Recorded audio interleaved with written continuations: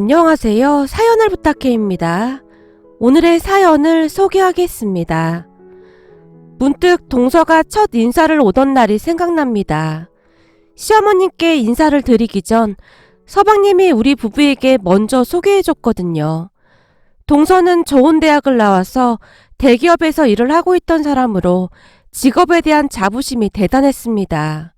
한 카페에서 대화를 하던 중 동서가 제게 다짜고짜 물었어요. 민수 씨랑 곧 결혼할 예정이니까 그냥 형님이라고 불러도 되는 거죠? 그럼요. 그렇게 불러주면 나야 오히려 고맙죠. 그게 당연한 건데 뭐가 고맙다는 거예요? 네? 그게 먼저 그렇게 말해줘서 고맙다는 거죠. 그럼 말 나온 김에 제가 이렇게 먼저 만나자고 한 이유부터 말할게요. 저는 시댁 가족들과 적당한 거리를 유지하면서 지내고 싶어요. 그러니까 앞으로 형님도 그 부분을 존중해줬으면 좋겠습니다. 적당한 거리라는 게 뭘 말하는 거죠? 말 그대로예요. 형님도 결혼해서 겪어봤으니 더 잘 아시겠지만 시댁 가족들과 친정 가족들이 똑같을 수는 없는 거잖아요. 그래서 앞으로 저는 적당한 거리를 유지하면서 지낼 생각입니다. 아, 무슨 말인지 알겠네요. 근데 우리 시어머님은 좀 다른 분이신데? 제가 시어머님에 대해 말을 해주려고 했는데 동서가 제 말을 가로막으며 급히 말을 이어갔어요. 아니요. 모든 시어머니는 다 똑같죠. 당신 아들만 귀하게 생각하고 며느리들을 그냥 하찮게 생각하잖아요. 저는 우리나라 시어머니들 다 똑같다고 생각하거든요. 제가 민수 씨한테 들어보니 형님도 지금 그러고 살고 있다면서요. 그러고 살고 있다는 말이 무슨 말이에요? 그렇잖아요. 홀시어머니 모시고 마치 노예처럼 살고 있다면서요. 동서의 입에서 막말이 쏟아져 나오고 있었어요. 노예라뇨?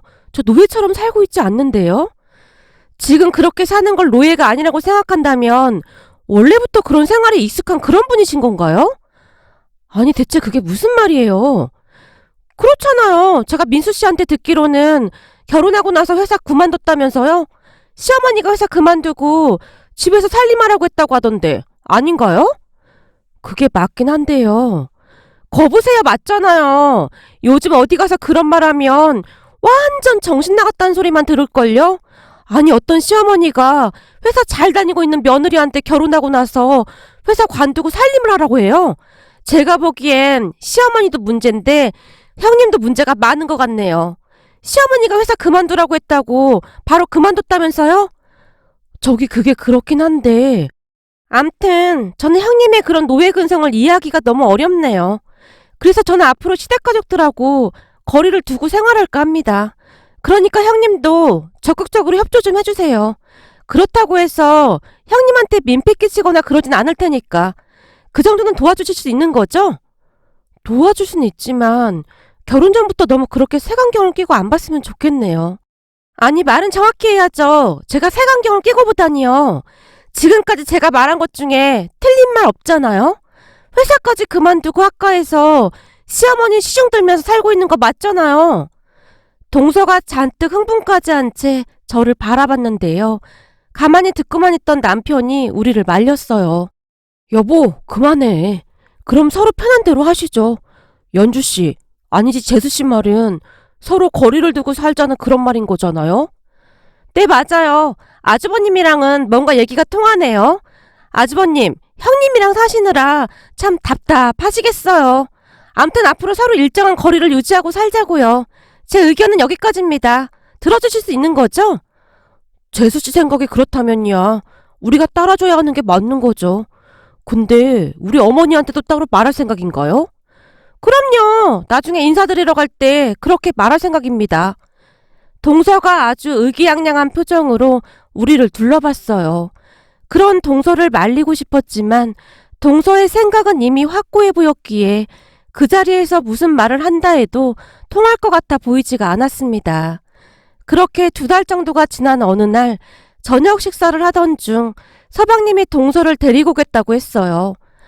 엄마, 다음 주 주말에 연주가 인사 온다고 하는데 시간 괜찮아? 난 괜찮은데 큰애 니들은 어때? 시간 괜찮니?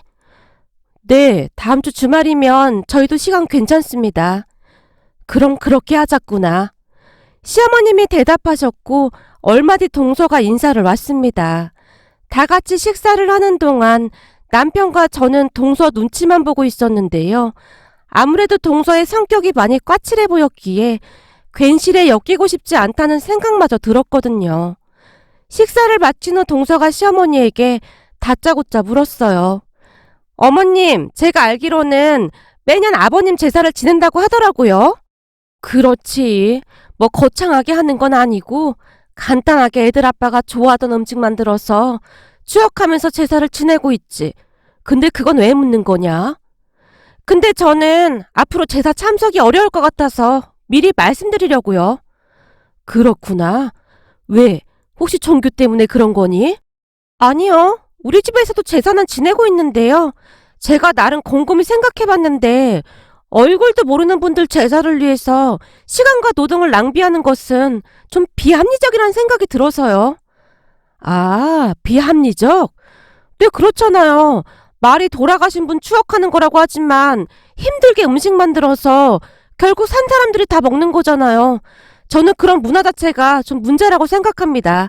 그래서 굳이 제사에 참석하고 싶지가 않습니다. 그리고 한마디만 더 드리자면 저는 앞으로 되도록이면 시댁 행사에 참석하고 싶지가 않습니다. 서로 적당한 거리를 유지하면서 살고 싶습니다. 그러니까 명절이나 그런 날도 굳이 부르지 않으셨으면 좋겠어요. 아, 그렇구나. 그러니까 네 말을 요약해보자면 넌 그냥 합리적인 며느리로 지내고 싶다 그 말인 거지? 네, 맞습니다. 그거 참 안타깝구나. 난 딸이 없어서 며느리랑 딸처럼 지내고 싶었거든. 그래서 큰애랑도 엄마랑 딸처럼 그렇게 지내고 있고 말이다. 시어머님이 동서와 저를 번갈아 가며 바라봤는데요. 동서가 시어머님의 말을 딱 자르며 어이없다는 듯이 말했어요. 어머님, 사실 저도 그 얘기 들었거든요. 어머님이 형님을 딸처럼 생각한다는 말 말이에요. 근데 형님도 과연 그렇게 생각할까요? 그러니까 제 말은 어머님의 그 생각 자체가 잘못됐다는 말을 하고 싶습니다. 그렇잖아요. 제가 알고 있기로는 아무리 사이가 좋다고 해도 시어머니랑 며느리가 딸처럼 지낼 수는 없다고 했거든요. 그렇니? 이상하구나. 우리 큰애랑 나는 진짜 엄마랑 딸처럼 지내고 있는데 안 그러니 큰애야? 네?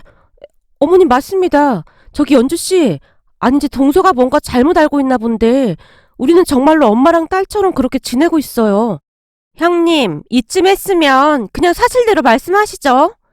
아니, 뭘 사실대로 말하라는 거예요. 우리는 정말 잘 지내고 있어요. 사실 제사나 그런 것도 별로 힘들 것도 없고 그래요. 거짓말을 하려면 적당히 하셔야죠. 어머님 때문에 회사도 그만두셨다면서요? 요즘 형님 같은 며느리가 어딨어요. 어머님, 어떻게 결혼했다고 며느리한테 회사를 그만두라는 소리를 할 수가 있어요? 요즘 어디 가서 그런 말 하면 진짜 엄청 개념 없다는 소리 들을걸요? 동서의 입에서는 마치 모터라도 단 듯이 말들이 술술술 터져나오고 있었어요. 그 바람에 서방님이 혼비백산한 채 동서를 뜯어말렸습니다. 연주야, 너 왜 그래? 형수님 회사 그만둔 건 다 이유가 있다고 했잖아. 그래, 그 이유가 제사도 지내야 하고 명절 음식도 해야 하고 어머님 친구분들이랑 같이 여행도 가야 해서 그런 거라며. 그러니까 한마디로 어머님 뒤치다꺼리 하느라 그만둔 거잖아. 요즘 어떤 며느리가 그러고 살고 있어? 이건 완전 잘못된 거라니까. 연주야, 그런 거 아니라니까. 그건 형수님도 좋아서 하는 거라니까. 민수 씨 가족들이 제일 문제인 거야. 세상에 어떤 며느리가 그런 걸 좋아하겠어? 그 뒤에도 동서는 한동안 시댁의 문제점에 대해서 떠들어댔는데요. 동서의 말을 듣고 있던 시어머님이 조용히 한마디를 했어요. 그렇구나. 합리적인 네 말 잘 들었다. 그럼 넌 앞으로 우리랑 거리를 두고 생활하고 싶다 그 말인 거지? 그러면 되는 거다 그 말인 거지? 네, 맞아요. 적당히 거리를 유지하고 살았으면 좋겠습니다. 그래, 알았다. 그럼 결혼하고 나서 넌 제사나 명절 그리고 모든 행사에 참석하지 말거라. 그럼 된 거지? 진짜요? 제가 생각했던 것보다 훨씬 더 합리적이시네요. 저는 어머님이 완전 꽉 막히신 분인 줄로만 알았거든요. 근데 형님한테는 왜 그러시는 거예요? 그건 알아서 뭐하게.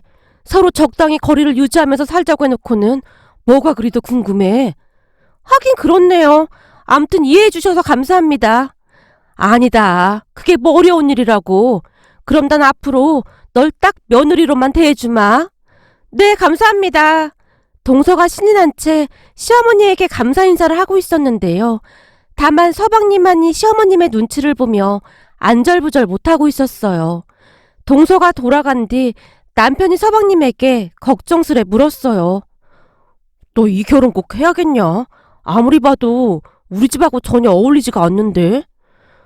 사실 연주가 지금 홀몸이 아니야. 뭐? 홀몸이 아니라니 그게 무슨 말이야? 말 그대로야. 나 곧 아빠가 될 것 같아. 그래서 지금 나한테는 선택의 여지가 없어. 너 진짜 어떡하냐? 남편이 고개를 절레절레 흔들고 있었는데요. 시어머님 또한 긴 한숨을 내실 뿐이었어요. 그리고 얼마 뒤 동서와 서방님이 결혼식을 올렸어요. 결혼을 하고 난 뒤 동서의 얼굴을 거의 본 적이 없을 정도였는데요. 결혼 전에 말했던 것처럼 동서는 적당한 거리, 아니죠. 어마어마한 거리를 유지하며 우리를 피하기 바빴습니다. 하지만 우리는 그런 동서에게 별 관심도 없었는데요. 어차피 동서 없이도 잘 지냈었기에 동서가 들어오기 전과 별반 다를 바가 없었거든요. 그러던 어느 날 시어머님이 제게 물었어요. 예, 우리 이번에는 스위스로 가기로 했는데 음식을 단단히 준비해 가자꾸나. 저번에도 컵라면이 많이 부족했었잖니. 좀 매콤한 걸로 많이 준비해 가자꾸나. 어머님, 조금 있으면 동서 출산할 텐데 여행 가도 괜찮을까요? 안 될 게 뭐가 있어. 결혼 전에 우리랑 거리를 유지하고 싶다고 했잖니. 그냥 서로 연락 안 하고 사는 게 좋은 거야. 괜시레 상관해봤자 좋은 소리도 못 듣는다. 그렇긴 한데 다른 일도 아니고 출산이라 좀 걸려서요. 걸릴 게 뭐가 있어. 그리고 이미 내 친구들하고 날짜 다 맞춘 거라 바꾸지도 못한다. 난 무조건 갈 테니까 그런 줄 알고 있어. 네가 들어온 뒤로 요즘 내가 기가 산다 그 말이야. 내 친구들이 너 보면서 딸보다 낫다는 말을 얼마나 하는지 모른다. 에이, 제가 한 게 뭐가 있다고요. 없긴 왜 없어. 딸도 너처럼 하기 힘들 거야. 내가 무슨 복이 있어서 너 같은 며느리를 얻었는지 모르겠구나. 동서의 출산 날짜가 임박해 왔기에 약간은 걱정이 될 수밖에 없었는데요. 시어머님은 상관조차 하지 않는 그런 느낌이었습니다. 그러면서 문득 결혼 전 동서가 했던 말들이 떠오르기 시작했는데요. 사실 동서의 말이 완전히 틀린 건 아니었습니다. 그러니까 우리가 결혼을 앞둔 어느 날 시어머님이 제게 넌지시 말을 꺼냈거든요. 니들 결혼하고 나면 들어와서 나랑 같이 살자꾸나. 집도 크고 하니까 나중에 니들 애 낳더라도 좋지 않겠냐. 거기다 내가 애도 같이 봐주면 더 좋을 거고 말이다. 엄마, 갑자기 그런 말을 꺼내면 그렇지.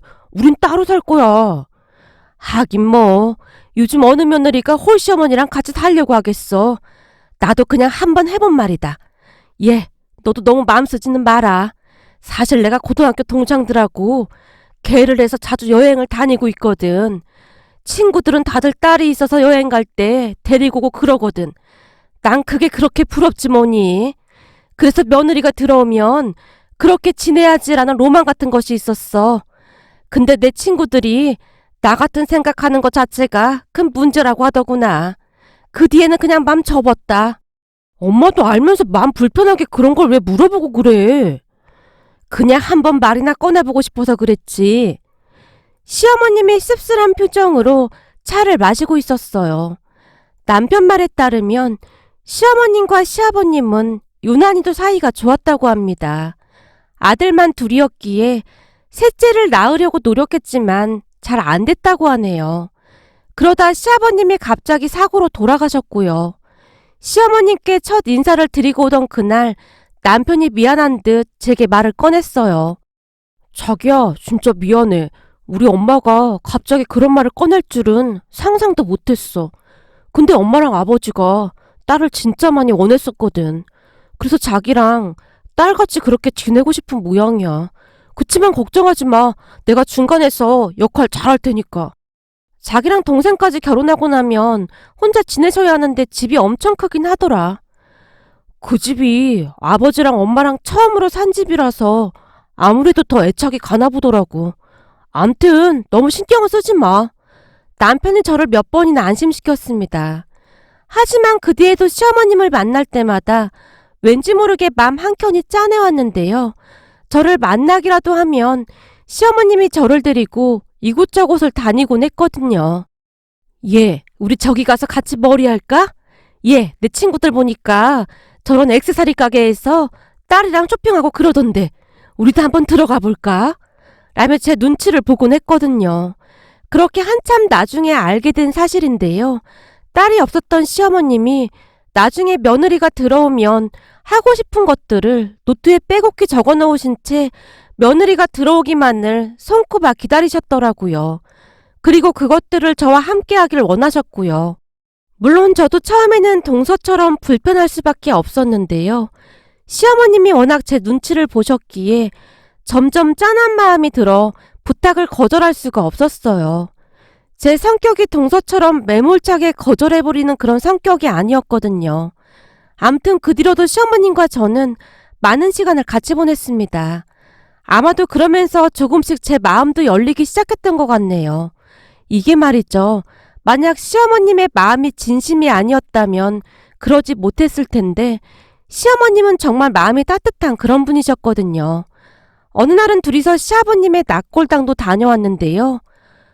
여보, 우리 맏며느리 진이야. 당신도 있었으면 진짜 좋았을 텐데. 나 진이랑 미용실도 같이 가봤고 백화점도 같이 가봤지 뭐야. 당신도 딸이 있었으면 그렇게 지내보고 싶다고 했잖아. 당신 있었음 진이 진짜 예뻐했을 텐데. 그리고 다음 여행 가는 건 진이도 같이 가기로 했어. 나한테도 이런 날이 오지 뭐야. 근데 요즘 들어 당신이 더 보고 싶네. 당신까지 있었다면 더 완벽했을 텐데. 시어머님이 뒤를 돌아 눈물을 훔치셨어요. 아마도 그러면서 조금씩 제 마음도 열리기 시작했던 것 같네요. 그 뒤부터는 시어머님과 정말 많이 가까워져 갔거든요. 시댁에 들어가서 살겠다고 먼저 말한 것도 저였으니까요. 거기다 동서가 잘못 알고 있었던 것이 회사도 시어머님이 먼저 그만두라고 말을 하긴 했었지만 집안 살림을 시키려고 했던 게 아니었어요. 그러니까 결혼 전에 저는 친정집 형편이 좋지 않아서 억지로 돈을 벌어야만 했습니다. 한마디로 저랑은 전혀 맞지도 않는 그런 일을 돈 때문에 하면서 버텨온 것이죠. 그 사실을 알게 된 시어머님이 회사를 그만두고 하고 싶은 공부를 더 해보면 어떻겠냐고 물어보셨고요. 그리고는 시어머님이랑 남편이 항상 뒤에서 묵묵히 도와줬습니다. 혹여나 공부를 하느라 집에 늦게 들어가기라도 하는 날이면 시어머님이 데리러 오기도 했는데요. 그동안 살면서 친정 부모님은 저를 돈줄로만 생각했었기에 그런 대접은 처음 받아본 것 같았습니다. 그랬으니 시어머님은 제게 엄마나 다름없는 그런 분이셨어요. 그런 시어머님은 동서가 들어오면 동서랑도 잘 지내고 싶다는 로망 같은 것이 있었어요. 저랑도 잘 지냈으니 동서랑도 잘 지낼 수 있지 않을까 하는 생각을 하셨던 거죠. 하지만 시어머님의 로망은 동서가 첫 인사를 오던 그날 산산조각이 나고 말았고 시어머님은 바로 마음 정리를 하셨습니다. 암튼 우리는 동서와 철저한 거리를 유지한 채 그렇게 지내고 있었어요. 동서 또한 그러한 것들이 꽤나 마음에 드는 모양으로 오히려 좋아하는 듯 해보였고요. 동서가 출산했을 때도 시어머님이 그냥 돈만 보냈지만 동서는 전혀 서운해하지 않았으니까요. 그렇게 잘 지낸다고 생각하고 있던 가족들에게 문제가 생긴 건 우리 아들이 태어나고 나서부터인데요. 아무래도 우리 아들은 시어머님에게 조금은 남다를 수밖에 없었어요. 출산을 하고 난 뒤에도 혹시나 제가 힘들기라도 할까봐 시어머님이 많이 돌봐주셨던 건 말할 것도 없었고요. 그러다 보니 시어머님은 육아 카페까지 가입하셔서 사람들이 좋다고 하는 것들을 모조리 준비를 해줬어요. 나중에 보니 육아용품 중에 정말 신기한 것들이 한두 가지가 아니었거든요. 거기다 아들이 태어난 뒤 시어머님은 SNS 활동도 활발히 하셨는데요. 시어머님이 글도 잘 쓰는 편이었기에 사람들에게 인기가 꽤 많은 편이었어요. 그러던 어느 날 시어머님의 SNS를 본 동서가 아주 오랜만에 시댁에 찾아왔습니다. 평소에는 서방님 혼자만 오는 날이 많았기에 우리는 결혼식 이후 동서의 얼굴을 본 게 손을 꼽을 정도였는데요. 어머, 네가 이런 누추한 것까지 웬일이니? 어머님 SNS 봤거든요? 어머, 그랬니? 나 요즘 그거 하는 재미에 푹 빠졌잖니. 그래서 요즘 우리 딸한테 엄청 혼나기도 한다. 딸이요? 어머님이 딸이 어딨어요? 기억 안 나니? 전에 네 형님이랑 나는 엄마와 딸처럼 지낸다고 했잖니. 시어머님이 손가락으로 저를 가리켰어요. 그런 형님을 딸이라고 하신 거예요? 그래, 우리는 엄마랑 딸처럼 그렇게 지내고 있거든. 혹시 형님 의견도 안 물어보고 혼자 결정하신 건 아니고요? 세상에 시어머니랑 며느리가 어떻게 엄마랑 딸이 될 수가 있겠어요? 우리한테 네 생각을 강요하는 건 아닌 것 같구나. 우리도 네 생각을 존중해줬잖니. 그러니 그런 비방은 하지 말았으면 좋겠구나. 시어머님이 딱 잘라서 말을 했는데요. 알겠습니다. 그나저나 저 조금 서운해서 이렇게 찾아왔어요. 서운하다니? 뭐가 서운하단 말이냐? 그렇잖아요. 우리 딸도 분명히 어머님 손주인데 차별을 너무 많이 하는 것 같아서요. 우리 딸한테는 그런 거 하나도 안 사주셨잖아요. 그거야. 네가 적당한 거리를 유지하고 싶다고 찾아오지도 않았잖니. 저야 며느리니까 적당한 거리를 유지하고 싶다고 했던 거고 우리 딸은 어머님 핏줄이잖아요. 그러니까 우리 딸은 챙겨야 하는 게 맞는 거잖아요. 내가 못한 게 뭐가 있니? 너 출산했을 때도 네 남편한테 산후조리에 보태라고 돈도 보냈고 돌잔치 때도 금 사서 보냈잖니. 내가 알기로는 돌잔치도 친정 가족들끼리만 했다고 하던데 그 정도면 나도 할 만큼 한 거 아니냐? 그리고 말이 나와서 말하는 건데 나는 손녀 얼굴이 기억도 잘 안 나더구나. 손녀 태어나고 한두 번 봤나? 적당한 거리를 유지하자고 한 건 넌데 왜 이제 와서 그런 말을 하는 거냐? 아니, 저는 이럴 줄 몰랐었죠. 아니, 이럴 줄 모르다니 그건 또 무슨 말이냐? 그러니까 집안 살림도 도우미 아주머니가 와서 다 하고 형님은 별로 하는 것도 없다면서요? 네 형님이 하는 게 없긴 왜 없어. 항상 내 옆에 딱 붙어서 나를 얼마나 잘 챙기는데. 그리고 내가 몇 번이나 말했잖니. 너랑 네 형님은 엄연히 다르다고. 나한테 네 형님은 딸이고 너는 그냥 며느리잖니. 딸이랑 며느리가 어떻게 같을 수가 있겠니?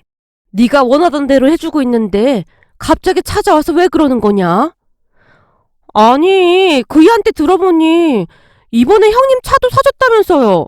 학벌도 그렇고 저는 직업도 좋은데 오히려 제가 더 대접받아야 하는 거잖아요.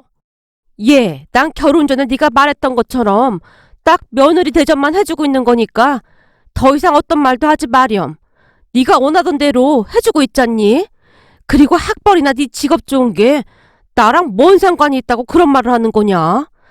난 나한테 잘하는 네 형님이 100배, 1000배 훨씬 좋구나. 우리 바쁘니까 이만 가보거라. 시어머님이 서방님과 동서를 억지로 내보냈습니다. 그 바람에 동서가 신경질적으로 문을 닫고 나가버렸고요. 평소 시어머님은 다정다감한 성격이었지만 유난히도 동서에게만은 냉정하게 행동을 하셨는데요. 아마도 결혼 전 동서의 행동을 곱씹고 계신 것 같아 보였어요. 그러다 어느 날 안사돈 어르신이 시어머니께 잠시 만나자고 집 근처로 찾아왔고 시어머님이 저를 데리고 안사돈 어르신을 만나러 갔는데요. 그곳에 안사돈 어르신과 동서가 함께 앉아 있었습니다.